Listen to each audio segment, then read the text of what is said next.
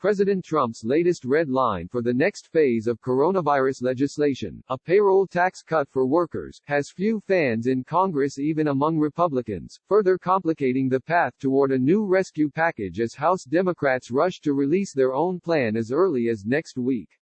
As senators return to Washington this week to an unusually sparse and eerie capital, resistance began to mount against Trump's favored form of putting more money into workers' pockets, with lawmakers noting that a payroll tax cut helps only those gainfully employed at a time when record numbers of Americans are filing jobless claims. The payroll tax funds the Social Security and Medicare programs. The intraparty rift on a payroll tax cut comes as the Democratic-led House scrambles to produce additional coronavirus legislation with perhaps another massive price tag. Senate Republicans, meanwhile, made it clear they will hit pause on any rescue package as they begin to scrutinize the effectiveness of previous rounds of aid sent to states, hospitals, consumers and small businesses.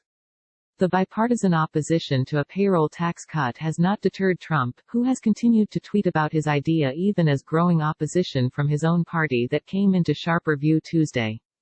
"I'm not a particular fan of that," said Senate Majority Whip John Thune, RSD, the Senate's number 2 Republican.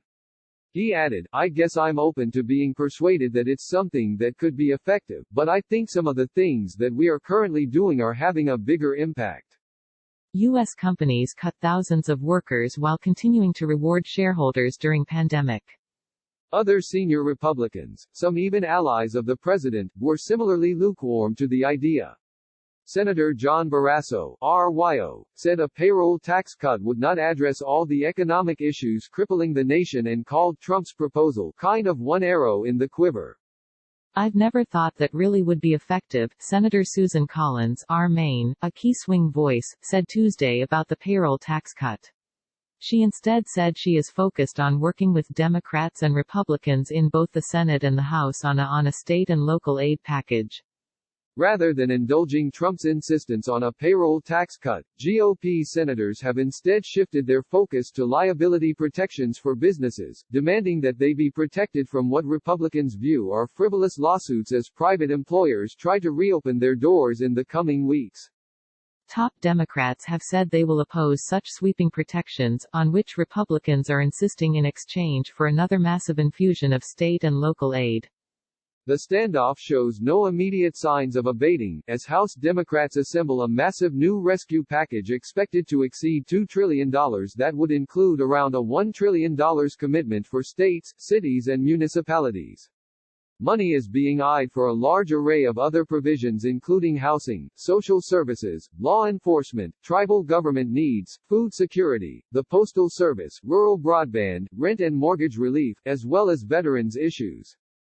Democrats have also discussed another round of checks to Americans and another extension of unemployment insurance, and are keeping an eye on the Paycheck Protection Program and a separate small business emergency loan and grant program to see whether supplemental funding will be needed. The immensely popular Paycheck Protection Program was replenished with an additional $310 billion late last month. That second round of funding has helped back 2.2 million loans totaling $175 billion, according to administration and congressional officials.